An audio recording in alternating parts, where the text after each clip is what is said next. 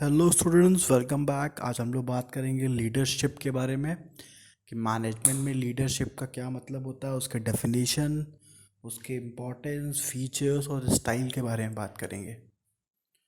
तो स्टार्ट करते हैं video. Leadership, it is the process of influencing the behaviour of people by making them achieve organisational goal. तो मतलब क्या हुआ, लीडरशिप जो है एक प्रोसेस है जहाँ पे हम अपने सबॉर्डिनेट्स के बिहेवियर को इन्फ्लुएंस करते हैं। ठीक है, यहाँ पे हम उनको इस तरीके से इन्फ्लुएंस करते हैं ताकि वो जो कंपनी का गोल हो वो सही तरीके से अचीव कर सकें। तो लीडरशिप एक क्वालिटी होती है जो एक मैनेजर्स में होती है। ठीक है, वो धीरे धीरे डेवलप की जाती है ताकि वो अपने सबॉर्डिनेट से बेस्ट तरीके से काम करा सकें, उनको इन्फ्लुएंस कर सकें, उनके बिहेवियर को इन्फ्लुएंस कर सकें। और ऐसा मतलब यहाँ पे इन्फ्लुएंस का मतलब ये नहीं है कि फोर्सफुली काम कराना। अगर आप फोर्सफुली कोई काम करा रहे हो तब वो लीडरशिप नहीं है। लीडरशिप का मतलब हुआ आपने इस तरीके से मोटिवेट किया सामने वाले को, मतलब अपने सबॉर्डिनेट को, कि वो अपने मन से अच्छे से काम करने लगे। उसके अंदर से खुद से फीलिंग आए कि हाँ, मुझे अपना बेस्ट करना है, अपना बेस्ट ऑर्गेनाइजेशन को देना है। तो ये लीडरशिप होता है, इसको हम लोग लीडरशिप बोलते हैं। ठीक है, नेक्स्ट आते हैं इम्पोर्टेंस ऑफ लीडरशिप।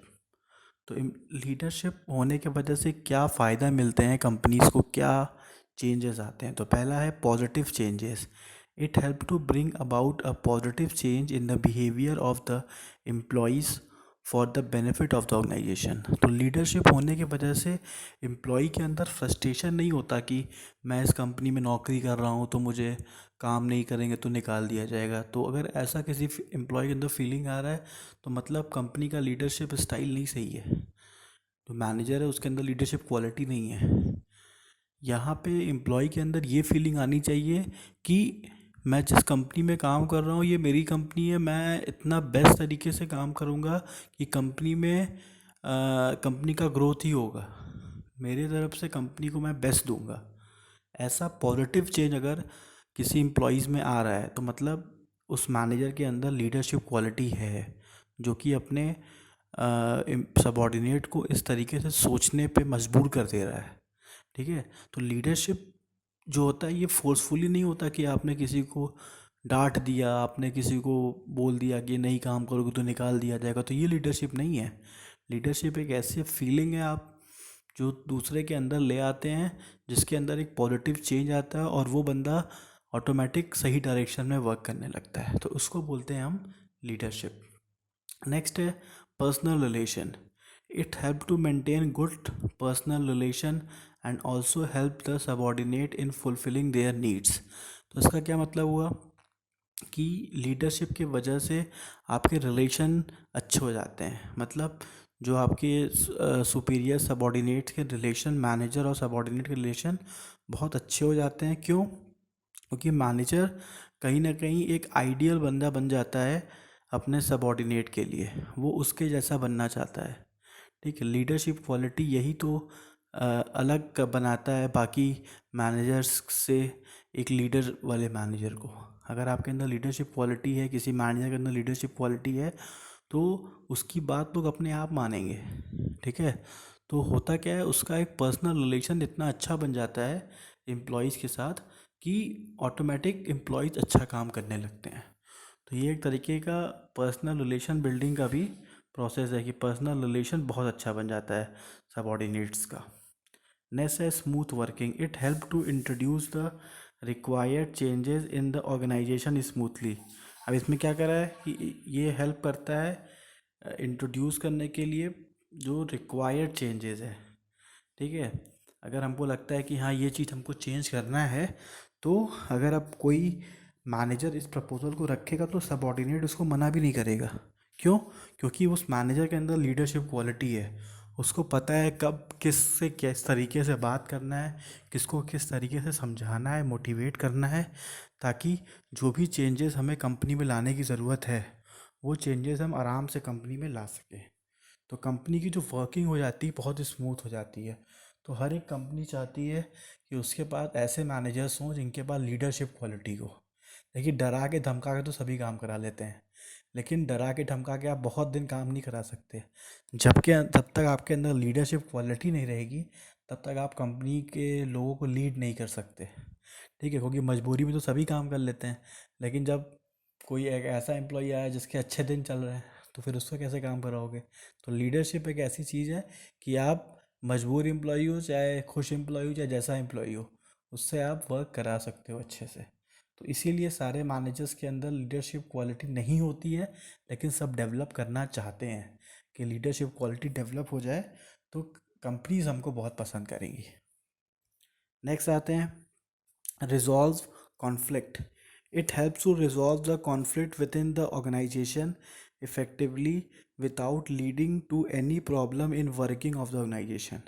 तो कोई भी कॉन्फ्लिक्ट अगर ऑर्गेनाइजेशन में आता है, कोई भी प्रॉब्लम्स आते हैं, तो लीडरशिप क्वालिटी होने का फ़ायदा ये मिलता है कि आप इजीली जाके उस प्रॉब्लम को आप सही करके चले जाते हो। आपके लिए कोई प्रॉब्लम बड़ा नहीं होता। क्यों? क्योंकि लोग आपको अपना मानते हैं, लोग आपको अपना लीडर मानते हैं। ठीक है, तो आप उनको समझा के उनके प्रॉब्लम्स को सॉल्व कर सकते हो। तो इसीलिए लीडरशिप जो एक क्वालिटी होती है, वो किसी भी तरीके का कॉन्फ्लिक्ट ऑर्गेनाइजेशन में चल रहा है तो उसके लिए वो बड़ी चीज़ नहीं होती। वो जाते हैं और उस चीज़ को मैनेज करके चले आते हैं।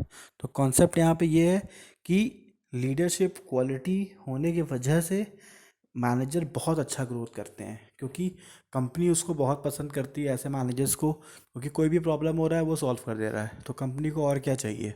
ऐसे ही मैनेजर्स को चाहिए जो सारे प्रॉब्लम्स को तुरंत सॉल्व कर दे। तो लीडरशिप क्वालिटी होना एक मैनेजर के अंदर बहुत इंपॉर्टेंट होता है। नेक्स्ट है training. It facilitates training of subordinates by the leader. ये एक तरीके का ट्रेनिंग भी है।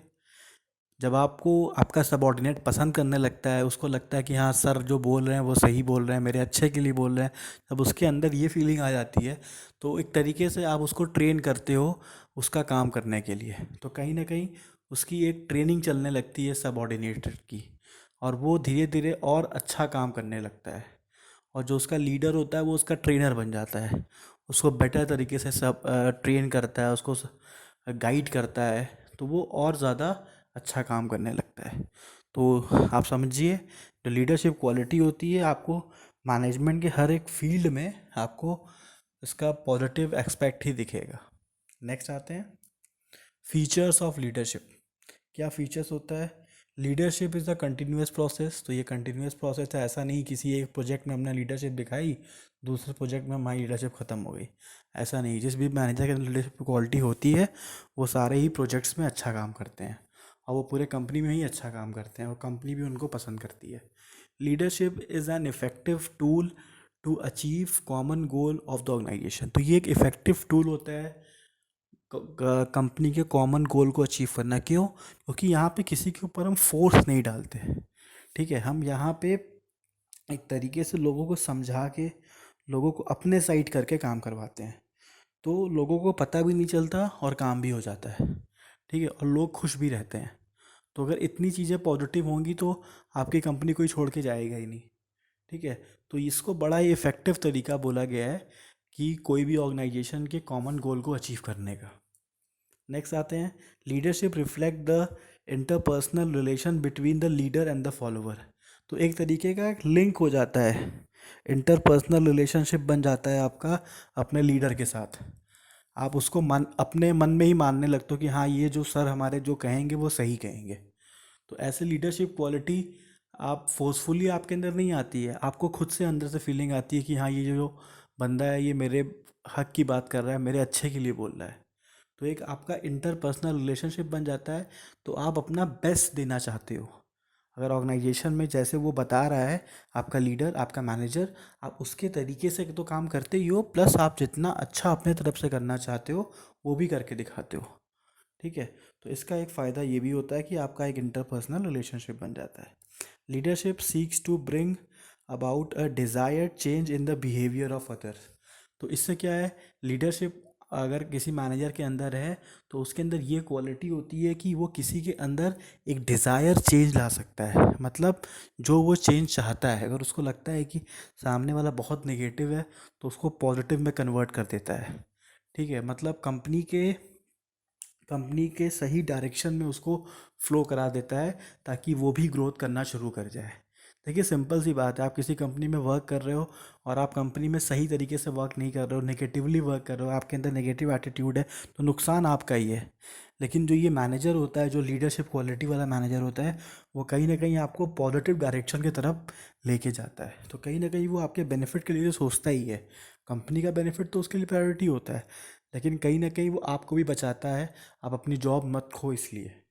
ठीक है, तो ये जो डिज़ायर चेंज होता है, जो एक कंपनी चाहती है उसके एम्प्लॉय में चेंज आए, वो लीडरशिप की वजह से आ जाती है। नेक्स्ट आते हैं, leadership shows the ability of an individual to influence other. तो लीडरशिप एक एबिलिटी है जिससे हम दूसरों को इन्फ्लुएंस कर सकते हैं, एक अपना प्रभाव डाल सकते हैं उनके ऊपर, एक पॉजिटिव प्रभाव जो कि हमारे कंपनी को एक पॉजिटिव डायरेक्शन में लेके जाता है। नेक्स्ट आते हैं स्टाइल ऑफ लीडरशिप।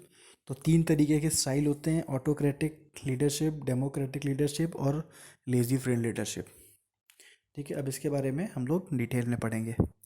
आते हैं ऑटोक्रेटिक लीडरशिप को हम लोग ऑथरेंटेटिव लीडरशिप भी बोलते हैं।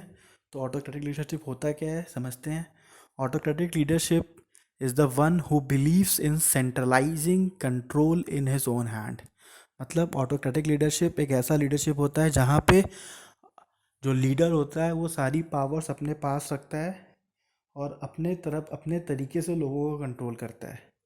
It is also known as leader boss centred ownership. इसको हम लोग लीडर्स बॉस सेंटर ओनरशिप भी कहते हैं। क्यों? क्योंकि सारी पावर बॉस के पास होती है, आप अपने से कुछ कर नहीं सकते। आपको कुछ भी करना है, आप पहले अपने सीनियर से पूछोगे, डिसीजन वो जो बोलेंगे तभी आप करोगे। ठीक है, तो छोटे ऑर्गेनाइजेशंस में ऐसा देखा जाता है। ऑटोक्रेटिक लीडरशिप, वहाँ पे आप कोई भी डिसीजन अपने से नहीं ले सकते। वहाँ पे आपको पहले अपने सीनियर से पूछना पड़ेगा, फिर आपको डिसीजन लेना पड़ेगा। जैसे आपके घर के पास कोई स्टोर है, तो स्टोर में आप जाओगे तो वहाँ देखोगे वहाँ पे ऑटोक्रेटिक लीडरशिप होता है। कोई लड़का वहाँ काम कर रहा है, आप उससे बोलोगे कि इसमें 10 रुपये कम कर दो, इसमें 20 रुपीज़ कम करो, तो वो नहीं कम कर सकता। वो पहले अपने मालिक से पूछेगा, मालिक बोलेगा कम करो तो कम करेगा, मालिक बोलेगा फ्री में दे दो फ्री में दे देगा। तो कॉन्सेप्ट क्या है कि यहाँ पे ऑटोक्रेटिक लीडरशिप जहाँ पे होता है, वहाँ पे आपके पास कोई पावर नहीं होती, मतलब सबऑर्डिनेट के पास कोई पावर नहीं होती। सारी पावर ऑटोक्रेटिक मतलब जो हमारे सीनियर होते हैं उनके पास होती है। वो जो जिस तरीके से कहेंगे उस तरीके से आपको काम करना पड़ेगा। ज़्यादातर ये स्टाइल आपको देखा जाएगा जहाँ पे लेबर्स वर्क करते हैं, जहाँ पे मतलब अनस्किल्ड लेबर वर्क कर रहे हैं। तो अनस्किल्ड लेबर वर्क कर रहे हैं तो उनको अभी स्किल्ड है नहीं, अब उनसे काम करवाना है, तो अब उनके ऊपर सारा काम छोड़ देंगे तो वो नहीं कर पाएंगे। तो वहाँ पे ऑटोक्रेटिक लीडरशिप काम आता है। ऐसा नहीं ऑटोक्रेटिक लीडरशिप बेकार है, ये सिचुएशन के हिसाब से मैनेजर्स अपने जगह पे चेंजेस करते रहते हैं। मैनेजर को लगता है कि हाँ नया एम्प्लॉई है, अभी इसके पास इतना एक्सपीरियंस नहीं है, अच्छे से काम नहीं कर पा रहा है, तो उसके ऊपर ऑटोक्रेटिक स्टाइल लगा देते हैं। तो उसको एक एक चीज़ बताते हैं, उसे कहते हैं हमसे पूछ के तभी करना। ठीक है, तो ये होता है ऑटोक्रेटिक लीडरशिप। नेक्स्ट है one one way flow of communication take place from leader to follower. One way communication होता है, मतलब हमारे सीनियर जो बोलते हैं वो करते हैं, हम अपना दिमाग नहीं लगाते। हमारा दिमाग लगाना यहाँ एकदम मना होता है, जो सीनियर बोलेंगे वो हम करेंगे। नेक्स्ट है the leader take all the decision on his own without consulting the follower. मतलब आपसे कुछ नहीं पूछा जाएगा, कंपनी खुद से डिसीजन लेगी, आपको बता देगी कि आपको ऐसे काम करना है। ठीक है, नेक्स्ट है autocratic leadership style facilitates quick decision making. इसमें डिसीजन मेकिंग बड़ी तेज़ होती है। क्यों? क्योंकि यहाँ पे आप जैसे ही पूछते हो तुरंत वो बता देता है। तो यहाँ पे आपके पास कोई पावर ही नहीं होती, तो आप टाइम ही नहीं वेस्ट करोगे। आपके पास कोई भी प्रॉब्लम आएगी, डायरेक्टली आप सीनियर के पास ट्रांसफ़र कर दोगे, तो डिसीजन मेकिंग यहाँ पे क्विक हो जाती है। तो कॉन्सेप्ट यहाँ पे यही है कि ऑटोक्रेटिक लीडरशिप जो एक सेंटर्ड लीडरशिप जिसको हम कहते हैं, जहाँ पे सारी पावर एक जगह इकट्ठा होती है, ये ऐसे जगह पे लगाई जाती है जहाँ पे अनस्किल्ड वर्कर हैं या फिर ऐसे वर्कर हैं जिनके पास एक्सपीरियंस नहीं है उस फील्ड में वर्क करने का। तो वो सब जगह पे जो मैनेजर्स होते हैं वहाँ पे ऑटोक्रेटिक लीडरशिप स्टाइल लगाते हैं। ठीक है, अब नेक्स्ट आते हैं democratic leadership. Democratic leadership believes in delegating authority and encouraging participation from the employees. Delegating leadership जो होता है यहाँ पे डेमो सॉरी डेमोक्रेटिक लीडरशिप यहाँ पे क्या होता है, हम अपने एम्प्लॉयज़ को इंकरेज करते हैं ताकि वो भी डिसीजंस लें, उनसे पूछ के कोई भी काम करते हैं। जैसे डेमोक्रेसी होता है ना, सबका वोट मांगते हैं, वैसे ही आपका डेमोक्रेटिक लीडरशिप होता है। यहाँ पे हम पूछते हैं, एम्प्लॉय के सजेशंस लेते हैं, फिर डिसीजन लेते हैं। तो ये कहाँ होता है, मिडिल लेवल मैनेजमेंट में, जहाँ पे हमारे एक्सपीरियंस्ड एम्प्लॉय होते हैं। तो उनसे हम पूछते हैं कि हाँ आप बताइए आपका क्या डिसीजन है, आप इसमें क्या कहना चाहते हैं। तो फिर उनसे पूछा भी जाता है। It is also known age group centred leadership. इसको ग्रुप सेंटर्ड लीडरशिप भी कहते हैं, क्योंकि यहाँ पे एक पर्टिकुलर ग्रुप पे भी हम भरोसा करते हैं, उनसे भी पूछते हैं। Two way two way flow of communication take place from superior to subordinate and vice versa. तो टू वे कम्युनिकेशन होता है कैसे, सुपीरियर सबॉर्डिनेट से पूछता है, सबॉर्डिनेट सुपीरियर से पूछता है, आपस में बात चलती है दोनों की, वो अपना सजेशन देता है, वो अपना सजेशन देता है। मतलब सीनियर मैनेजर जो है जूनियर से पूछेगा, फिर जूनियर अपना सजेशन सीनियर को देगा। तो यहाँ पे टू वे कम्युनिकेशन हो जाता है। द लीडर इन्वॉल्व हिज और हर follower actively in the process of decision making. मतलब यहाँ पे जो लीडर होता है अपने फॉलोअर से, मतलब अपने सबॉर्डिनेट्स को एक्टिव रखता है, अपने डिसीजन में एक्टिव रखता है। जो भी करता है उनसे पूछ के करता है, एक बार डिसीजन लेने से पहले उनसे एक बार पूछ लेता है, क्योंकि वो इतने कैपेबल होते हैं कि उनसे पूछा जा सके। तो ऐसे जो डेमोक्रेटिक लीडरशिप होता है, इसीलिए वो मिडिल लेवल मैनेजमेंट में ज़्यादातर यूज़ किया जाता है। नेक्स्ट है, democratic style of leadership is time consuming and may lead to delay in the decision making. अब इसमें थोड़ा सा टाइम कंज्यूमिंग हो जाता है, इसलिए क्योंकि यहाँ डिस्कशन में टाइम थोड़ा वेस्ट हो जाता है। क्योंकि जो सीनियर मैनेजर है वो जूनियर मैनेजर से पूछेगा, फिर जूनियर सीनियर को बताएगा, तो उसमें थोड़ा सा टाइम लग जाता है। तो इस डेमोक्रेटिक लीडरशिप में आप देखोगे थोड़ा सा यहाँ पे डिसीजन लेने में डिले हो जाता है, क्योंकि सबके सजेशंस लेने पड़ते हैं, फिर उसमें से सेलेक्ट करना पड़ता है कौन सा बेस्ट सजेशन है। क्लियर है। नेक्स्ट आते हैं लेजी फ्रेंड लीडरशिप। अब इसमें क्या है, laissez faire leadership believe in giving complete freedom to their employee. तो यहाँ पे टॉप लेवल मैनेजमेंट में सीईओ हो गए, हमने अपने कंपनी का सारा भार अपने सीईओ को दे दिया, लो भाई तुम संभालो कंपनी। ठीक है। अब यहाँ पे कंपनी का सारा डिसीजन सीईओ ले रहा है, कभी कभी हम आ रहे हैं उनसे पूछ रहे हैं क्या चल रही कंपनी के हाल चाल। ठीक है। तो यहाँ पे हम पूरी पावर किसी दूसरे एग्जीक्यूटिव के हाथ में दे देते हैं। It is also known as subordinate centre relationship. अब यहाँ पे क्या है, सबॉर्डिनेट के हाथ में सारी पावर होती है, यहाँ पे हमारे हाथ में कोई पावर नहीं होती, हम सारा पावर ट्रांसफ़र कर चुके होते हैं कि लो भाई करो। ये कब होता है, जब हमारे पास एकदम एक्सपर्ट क्वालिटी के लोग होते हैं, हमको लगता है कि हाँ ये सब कुछ संभाल लेंगे, तो उस कंपनी में उस जगह पे लेज़ी फ्रेंड लीडरशिप चलता है। ठीक है। Free flow of communication take place in all the direction. यहाँ पे सारे डायरेक्शन में रिलेट बात होंगी। मतलब वो जो हमारा सबॉर्डिनेट है वो कभी भी हमारे सीनियर से बात कर सकता है, जूनियर से बात कर सकता है, किसी से भी बात करेगा। तो इसका कोई डायरेक्शन नहीं है, ऑल डायरेक्शन में हम बात करते हैं।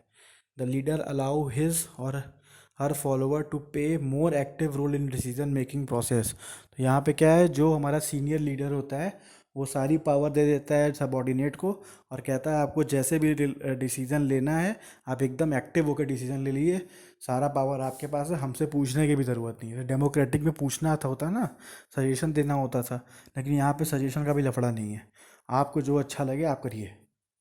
ठीक है। Subordinate may move in a different direction and may work at a cross purpose which may create problem for the organisation. तो इसका कुछ नेगेटिव पॉइंट तब होता है जब आपके पास अच्छे सबॉर्डिनेट नहीं है, तब वहाँ पे आपको नुकसान हो सकता है, ऑर्गेनाइजेशन का लॉस हो सकता है। लेकिन ये लीडरशिप को भी अच्छा माना गया है। तो सारे जो तीनों लीडरशिप हैं ये सिचुएशन के हिसाब से मैनेजर यूटिलाइज करते हैं, यूज़ करते हैं, और वो अपने हिसाब से ऑर्गेनाइजेशन को बेस्ट बनाने की कोशिश करते हैं। Thank you.